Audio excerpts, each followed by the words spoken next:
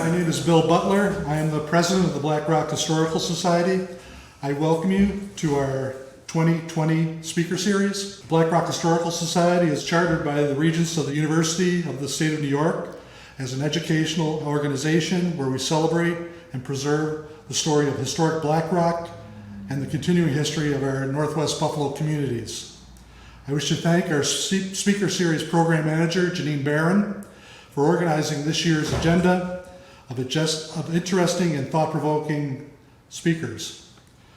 Thank you for joining us, and I encourage you to check our website and our YouTube channel for a complete list of speakers. We are sorry you cannot be here with us, but please feel free to email your questions and comments to us. Now I'd like to introduce our speaker for today's presentation, Mr. Robert Jones. Mr. Jones is a counselor for the Cattaraugus Territory and represents the leadership of the Seneca Nation of Indians. Mr. Jones is an ancestor of Horatio Jones, an important intermediary between the Seneca and the Haudenosaunee in their negotiations with the young United States government. We welcome Counselor Robert Jones.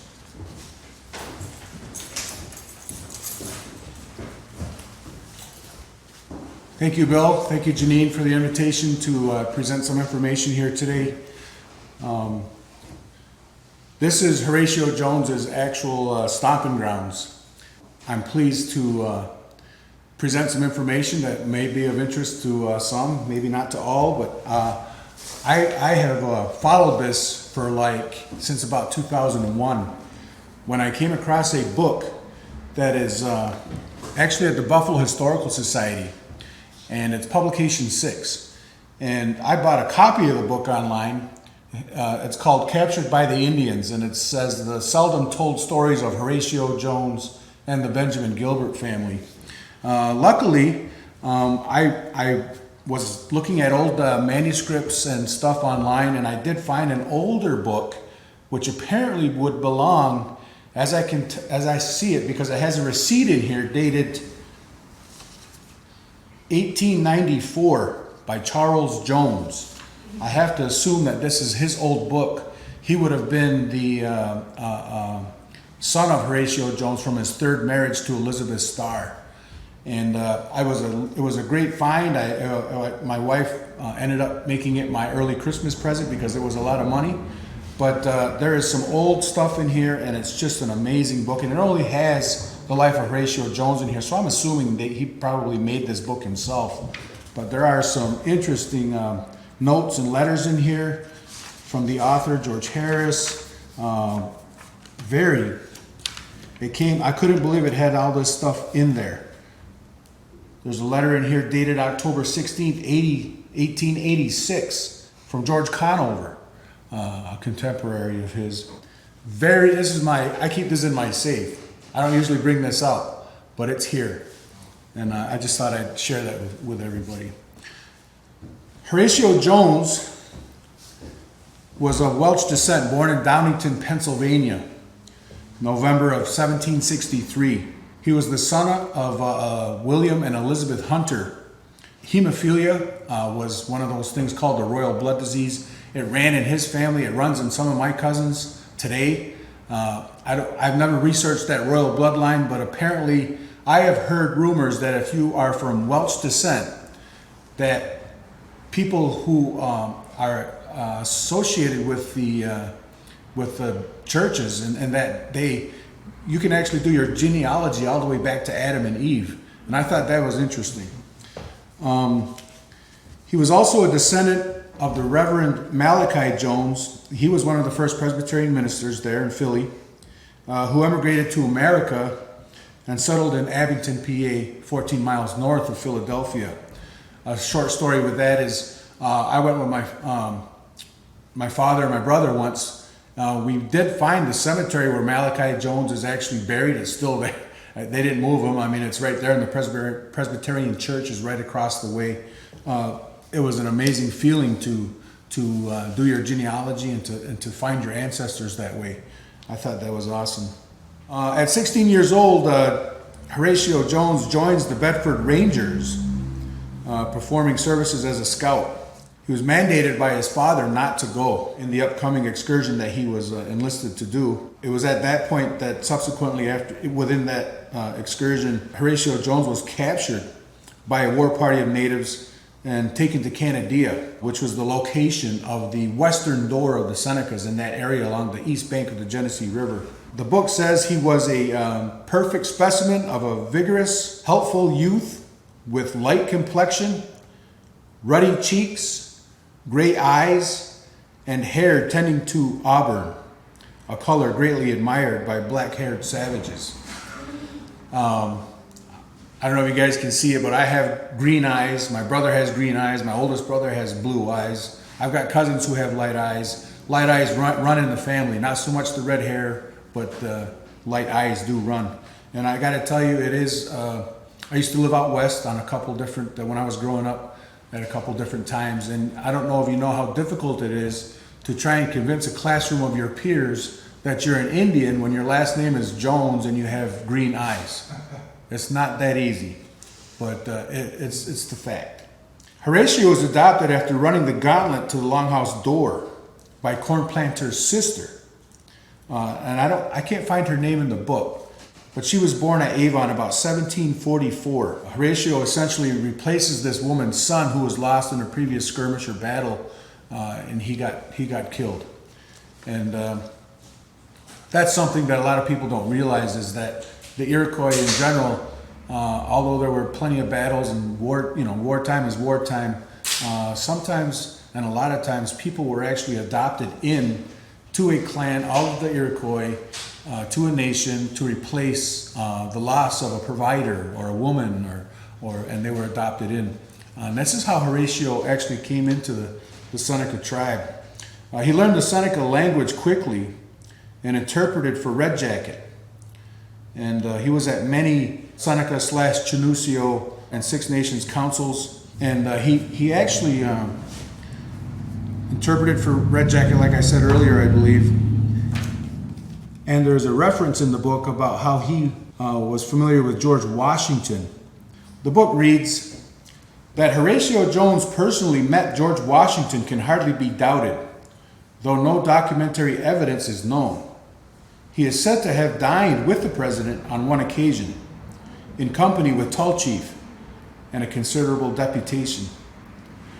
In due course, Tall Chief kindled the peace pipe and passed it to Washington, who tried unsuccessfully to draw smoke through the long stem. It was then handed to Horatio Jones, who succeeded better, who then returned it to Washington, this time for a successful whiff. I don't know if you guys realize that recently we obtained back the tomahawk that George Washington presented to Cornplanter.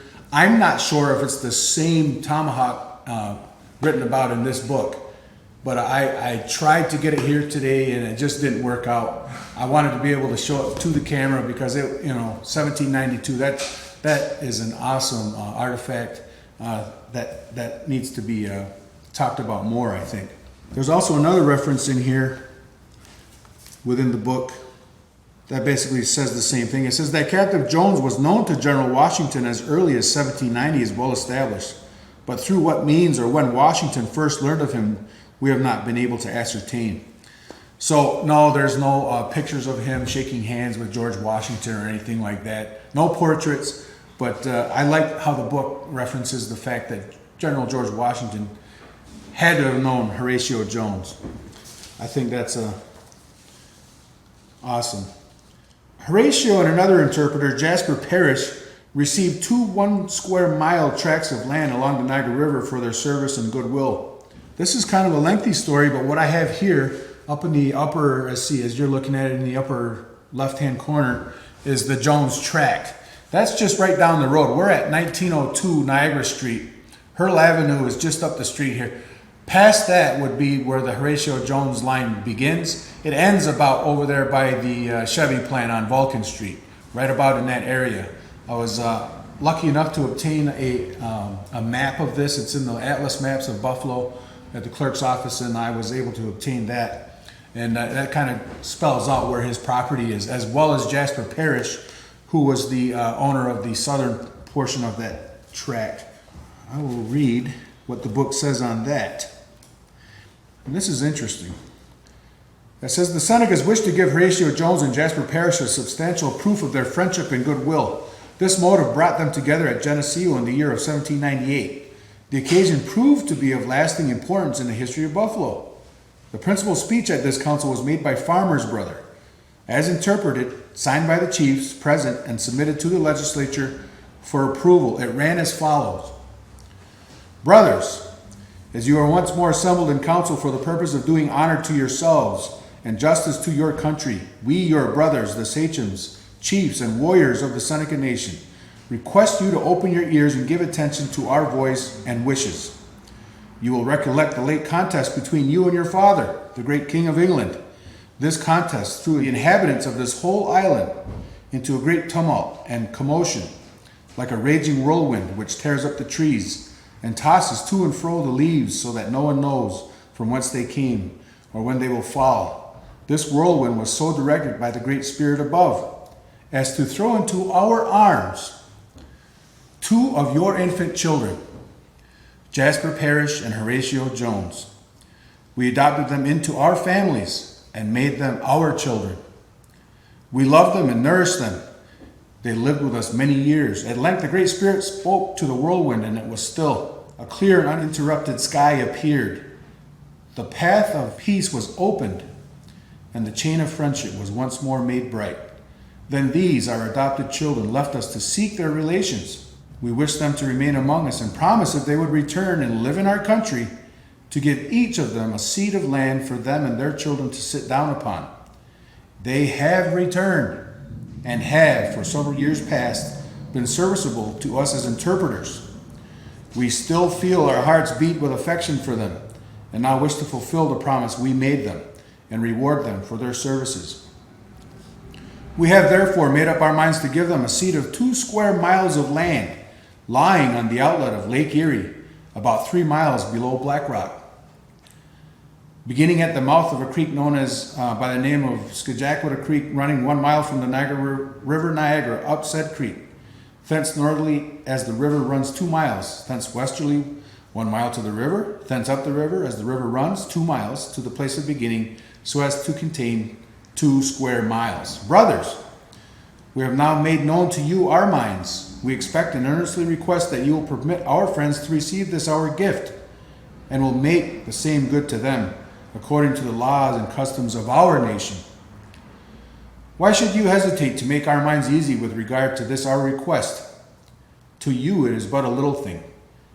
And have you not complied with the request and confirmed the gifts of our brothers, the Oneidas, the Onondagas, and Cayugas to their interpreters? And shall we ask and not be heard? We send you this, our speech, to which we expect your answer before breaking up our great council fire. This speech, that's the end of that by the chief. This speech has been much admired and deserves to be for its strength and metaphor. But more than that, it adds to the annals of Buffalo as signal and instance as may be found in all history of the high-mindedness and rectitude of the red man. The Senecas, at any rate, were glad to reward faithful service, and their spokesman on this occasion was one of the noblest specimens of his race. The tracts of land which the legislature confirmed to the interpreters in accordance with the wish of the Senecas have borne the names of Jones and Parrish from that day to this. They were laid out by the Surveyor General of the state in 1803 and formed the irregular northwestern corner of the city.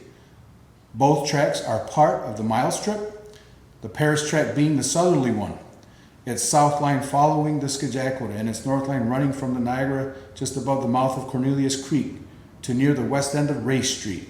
Uniformly on modern maps and usually in land descriptions and title searches, the name is printed Parrish, but wrongly so, as numerous autographed signatures of Jasper Parrish prove. In 1824, Parrish sold a strip across the northerly side of his grant, 172.46 acres to William Byrd, and you'll see within the map that the Byrd tract is also identified. And this has since been known as the Byrd Farm. The Jones tract extends from the northerly side of the Parrish tract, running back 1 mile from the river to what is now the southeast side of Riverside Park, along Esser Avenue and intersecting lands between Doyle and Wiley Avenues. The irregular extension of the city limits northwesterly from the Jones Tract is bounded by a continuation of the northwest line of Riverside Park to an intersection with the easterly line of the Mile Strip. This old state reserve, the Mile Strip, is responsible for many peculiarities in the map of Buffalo. So that's how the Jones, and I couldn't believe what I was reading. Here we have a non-native adopted by the Senecas, and he served as interpreter to Red Jacket. They adopted him, and they were more than willing to allow him to have so much say and so much authority within the nation that he was able to actually receive a seat of land for him by the Senecas. I mean, I think that's something fantastic to say about the Senecas. Of course, it's all on condition. If you read about the great law of the Iroquois Confederacy, when visitors come in and people are adopted, you still have to basically swear an oath that you will do things according to the nation you're in. You don't bring any of your outside influence in. You don't try to influence people with outside political anything. You do things the way that where you're at with the Senecas, and he did that. He must have been doing it very nicely for him to be able to receive a seat of land. I believe Horatio did a great job negotiating treaties in light of the fact that the new American government was formed and would obviously want to expand westward sooner or later. Horatio interpreted for Red Jacket, I've said that 3 times I think, Red Jacket constantly stated to missionaries who wanted to convert Senecas and natives in general that this land, or what we call Turtle Island, was given to us by the Great Spirit. Red Jacket responds to the Reverend Cram at Buffalo Creek, and I'll read just a portion of that because I think that's something that needs to be made known to a lot of people who want to learn this stuff. And keep in mind, Horatio Jones is interpreting for Red Jacket. Brother, listen to what we say. There was a time when our forefathers owned this great island. Their seats extended from the rising to the setting sun. The Great Spirit had made it for the use of Indians. He had created the buffalo, the deer, and other animals for food. He had made the bear and the beaver. Their skins served us for clothing. He had scattered them over the country and taught us how to take them. He had caused the earth to produce corn for bread. All this he had done for his red children because he loved them. If we had some disputes about our hunting ground, they were generally settled without the shedding of much blood. But an evil day came upon us. Your forefathers crossed the great water and landed on this island. Their numbers were small. They found friends and not enemies. They told us that they had fled from their own country for fear of wicked men and had come here to enjoy their religion. They asked for a small seat. We took pity on them, granted their request, and they sat down amongst us. We gave them corn and meat. They gave us poison in return, alluding to ardent spirits liquor. The white people had now found our country. Tidings were carried back, and more came amongst us. Yet we did not fear them. We took them to be friends. They called us brothers. We believed them and gave them a larger seat. At length their numbers had greatly increased. They wanted more land. They wanted our country. Our eyes were opened and our minds became uneasy. Wars took place. Indians were hired to fight against Indians, and many of our people were destroyed. They also brought strong liquor amongst us. It was strong and powerful and has slain thousands. Brother, our seats were once large and yours were small. You have now become a great people, and we have scarcely a place left to spread our blankets. You have got our country, but are not satisfied. You want to force your religion upon us. Brother, continue to listen. You say that you are sent to instruct us how to worship the Great Spirit agreeably to his mind. And if we do not take hold of the religion which you white people teach, we shall be unhappy hereafter. You say that you are right and we are lost. How do we know this to be true? We understand that your religion is written in a book. If it was intended for us as well as you, why has not the Great Spirit given to us? And not only to us, but why did he not give to our forefathers the knowledge of that book, with the means of understanding it rightly? We only know that what you tell us about it. how shall we know when to believe, being so often deceived by the white people? Brother, you say that there is but one way to worship and serve the Great Spirit. If there is but one religion, why do you white people differ so much about it? Why not all agree, as you can all read the book? Brother, we do not understand these things. We are told that your religion was given to your forefathers and has been handed down from father to son. We also have a religion which was given to our forefathers and has been handed down to us, their children. We worship in that way. It teaches us to be thankful for all the favors we receive, to love each other, and to be united. We never quarrel about religion. Brother, the Great Spirit has made us all, but he has made a great difference between his white and red children. He has given us different complexions and different customs. To you he has given the arts. To these he has not opened our eyes. We know these things to be true, since he has made so great a difference between us and other things. Why may we not conclude that he has given us a different religion, according to our understanding? The Great Spirit does right. He knows what is best for his children. We are satisfied. Brother, we do not wish to destroy your religion or take it from you. We only want to enjoy our own. Brother, we are told that you have been preaching to white people in this place. These people are our neighbors. We are acquainted with them. We will wait a little while and see what effect your preaching has upon them.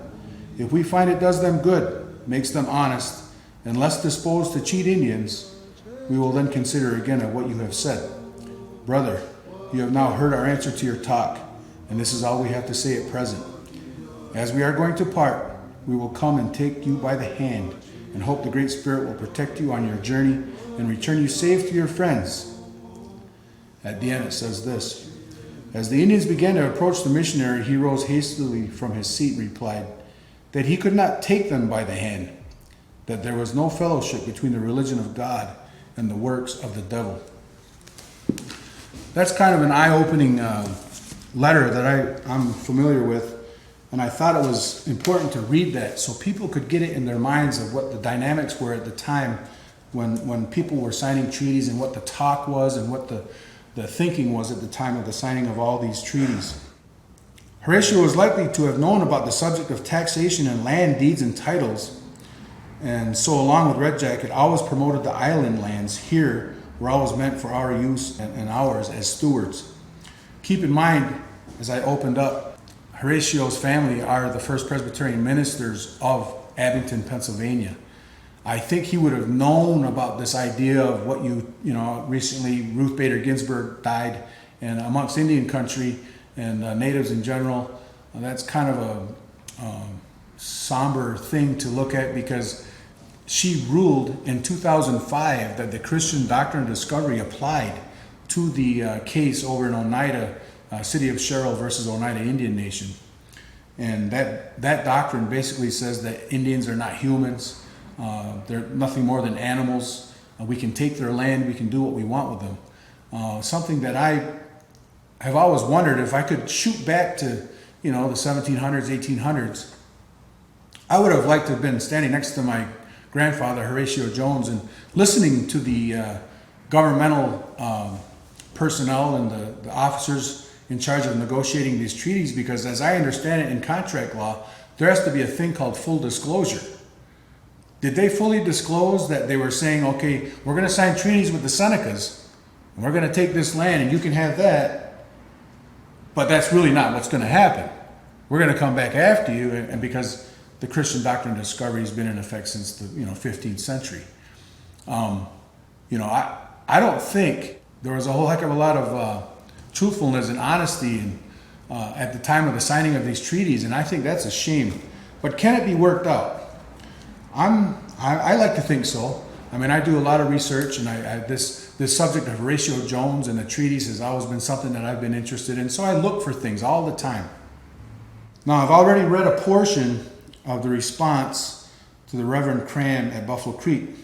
I would also like to read a paragraph out of a report from 1857 I found while researching in New York City. I was down there working. I'm an iron worker by trade, and I was working there and I used to commute over to Central Park. Across from Central Park is the New York City Historical Society, and I went over there and I sat down at the library table and asked for any information they had on the Senecas.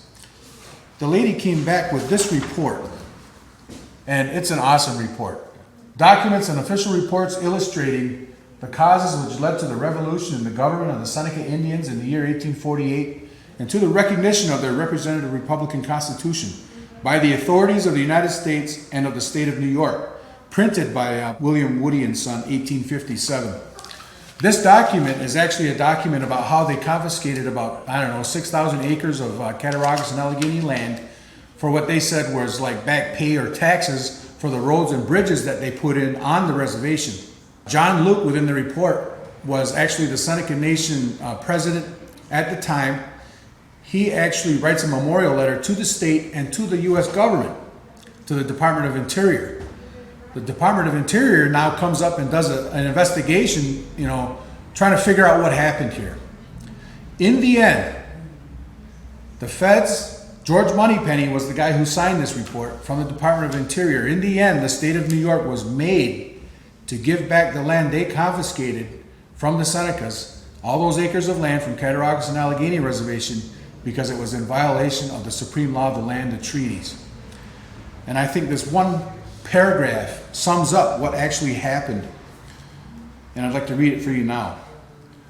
It says, "From a careful examination of the several treaties heretofore made with the Senecas, and decisions of the highest courts of this state and of the United States, your committee are clearly of the opinion that the Senecas do not hold the title to the Cattaraugus and Allegheny reservations under the state of New York, nor under the United States, but their title to the same is original, absolute, and exclusive."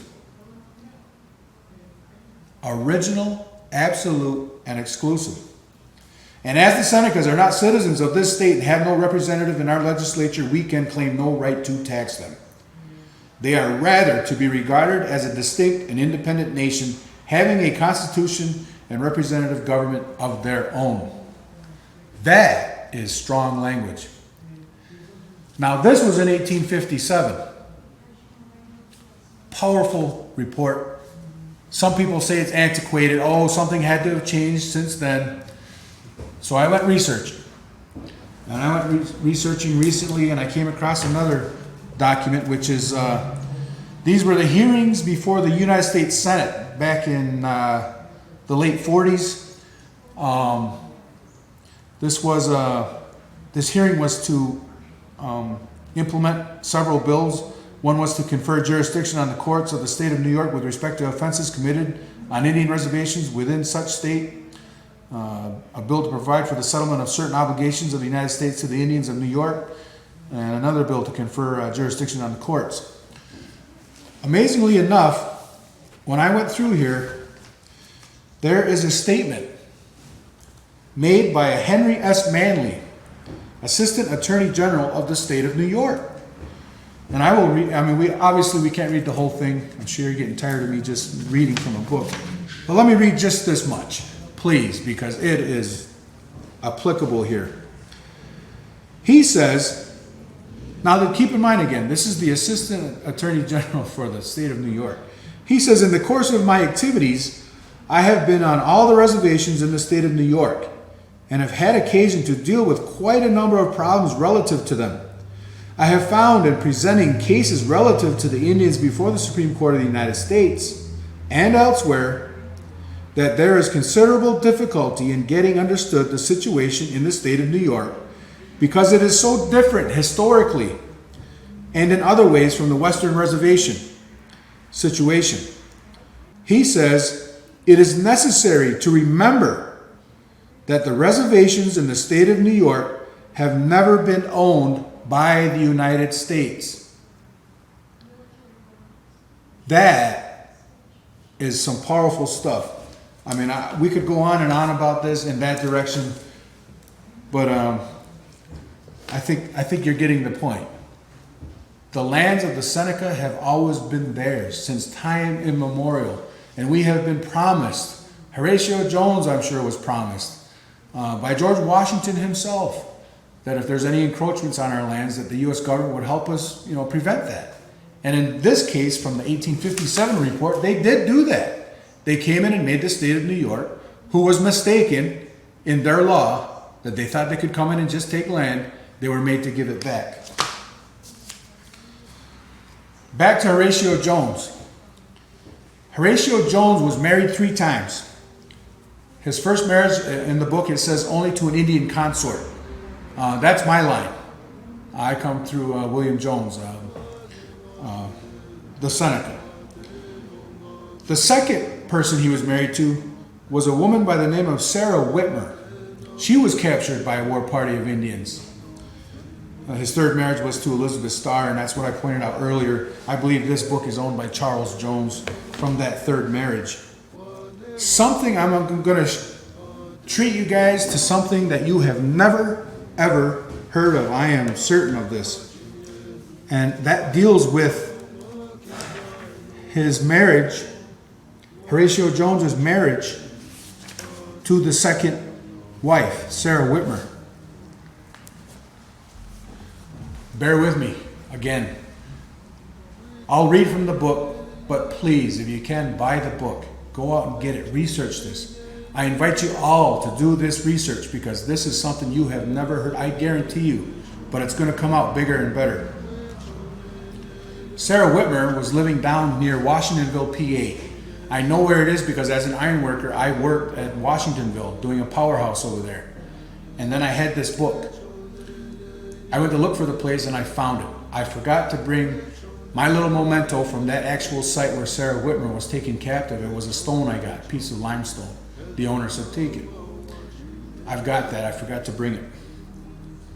But let me read this. Her father was a guy named George Whitmoyer.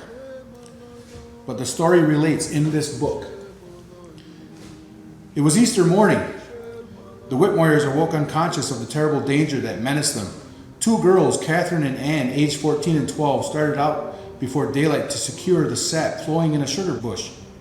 Philip, the eldest son, partially dressed, was kneeling on the hearth of the great fireplace, endeavoring to kindle the smoldering embers into flame.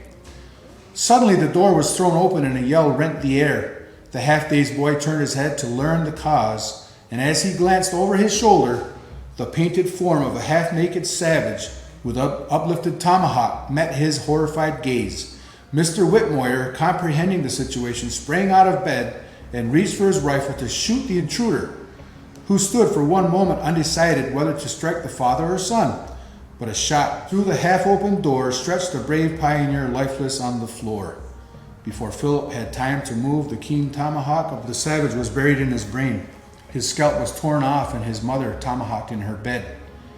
Meeting no resistance, the savages searched the house and secured Sarah, age 17, Mary, 10, Peter, 8, George, 6, John, 4 years and an infant.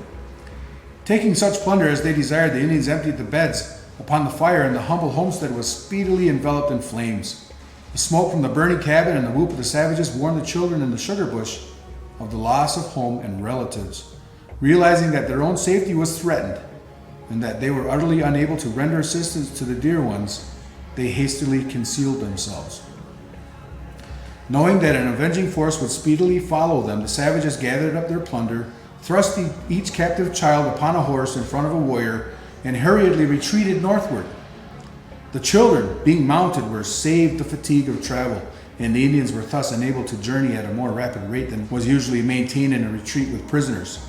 The eldest girl, Sarah, or Sally, as she was familiarly called, had secured the babe at the death of the mother, and clasping it close in her arms, soothed it to rest. When placed on a horse, Sally still held the child, which became frightened and began to cry, whereupon the Indian with whom they were riding struck it a heavy blow that only increased its cries. Becoming enraged, the savage seized the child by one of its feet, swung it about his head, and brained it on the nearest tree.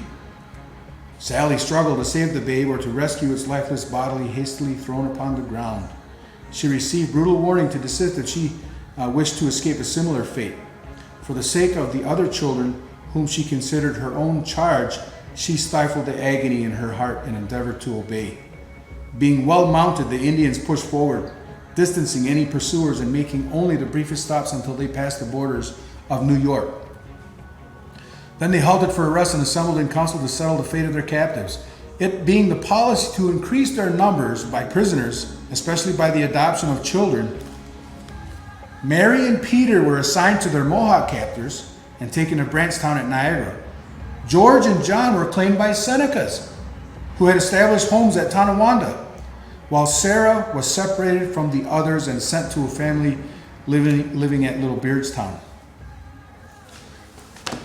The reason that's so amazing, and it's something that needs to be more put out there, is because based on my genealogical research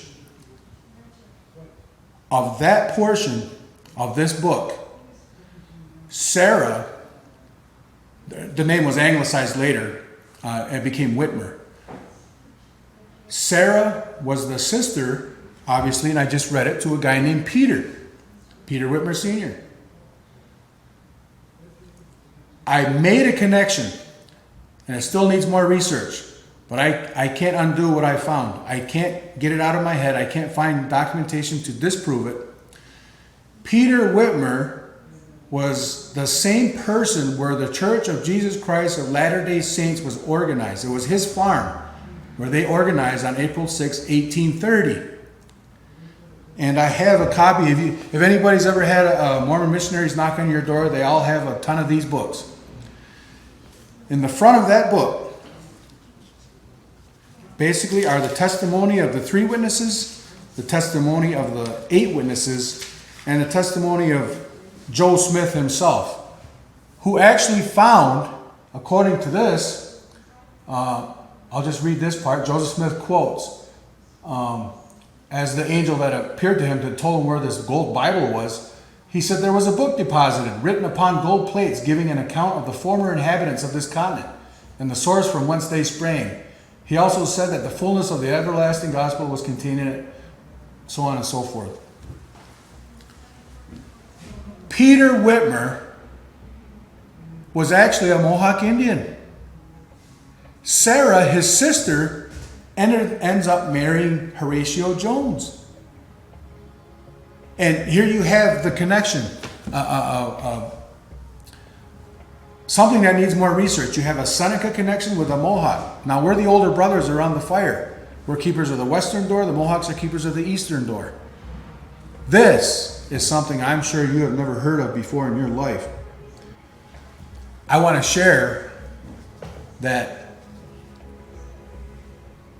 I've always somehow known that there's evidence and things that exist to help people like the Senecas.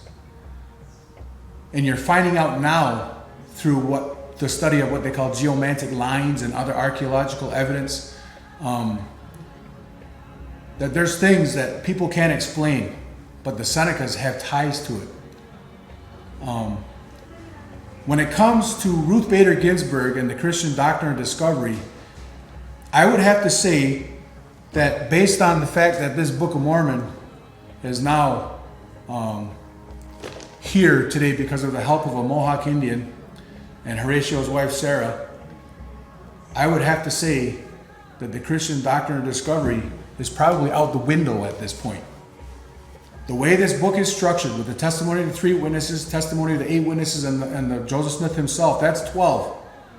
It's my understanding that if this book was ever presented to a court of law, including the Supreme Court of the United States, that it would have to be accepted as evidence. What kind of impact would it have on the Christian Doctrine of Discovery?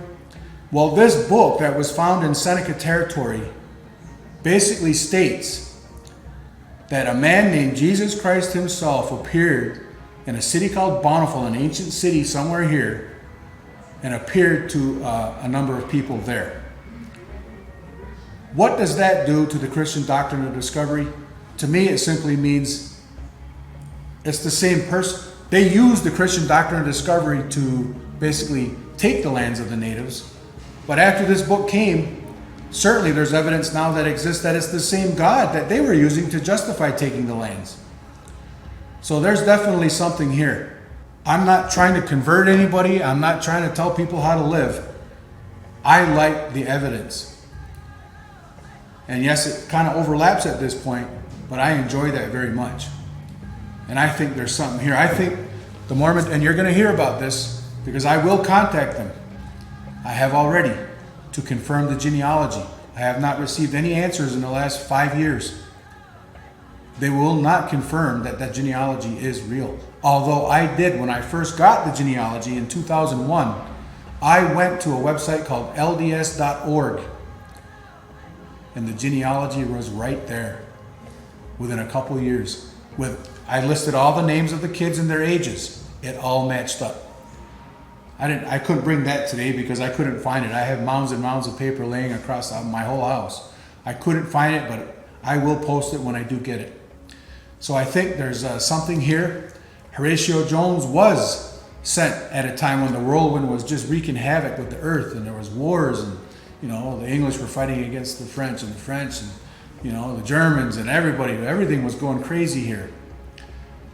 I think we have a situation where the Senecas can beat the Christian doctrine of discovery. And I'd like to leave with you just that thought that that's something that I'm going to pursue further. Maybe in the future I can give you an update if you guys want to have me back. I expect an uphill battle, definitely. I don't expect anybody's going to want to believe what I just read, but whoever views this video, you're probably the first person to hear somebody like a Seneca Indian like me, a tribal counselor within the Seneca Nation, to point this out to you. I think you're going to see a lot of amazing things happen in the next year or two, and things that will just really boggle the mind as far as evidence for the Senecas to have their own land. With that, I think it's been 35 minutes. There's other stuff I have, but I appreciate the time given me. I hoped I did have a story for the creation story of the Senecas, also written by Horatio Jones as the birthplace of the Senecas at the head of Canandaigua Lake. I can save that for another time, but thank you so much for inviting me here to present some information, and I hope you didn't fall asleep. No, thank you, Robert. It's very, very interesting. Thank you very much. I do have one question on the eventual disposition of the Jones tract. How did that change from his ownership? What was the next? My research, as I did it in the dungeon over at the Erie County Clerk's office, was that I believe he sold it to Samuel Southard, the Secretary of the Navy, in about 1816, I think was the date that he sold it. There's question there as to whether or not that would have been in violation of the 1790 Non-Intercourse Act because it had no federal approval. Right. And, every treaty apparently needs federal approval, otherwise it's not supposed to stick. Right. But that's what I know about what happened to that tract. I'm not sure if it was the whole 640 acres or if it was a portion, like Jasper Parrish sold 172 acres of his, and it's now called the Bird Farm. I'm not sure if it was partitioned out or not, but I would have to say there's something there to look at as well. Again, thank you very much. You bet. Thank you. Bob, Rick Falkowski is waiting, and he wants to talk to you because he also has studied your ancestor. Oh, yeah? Yes. All right. Yeah, open the door. It's hot in here.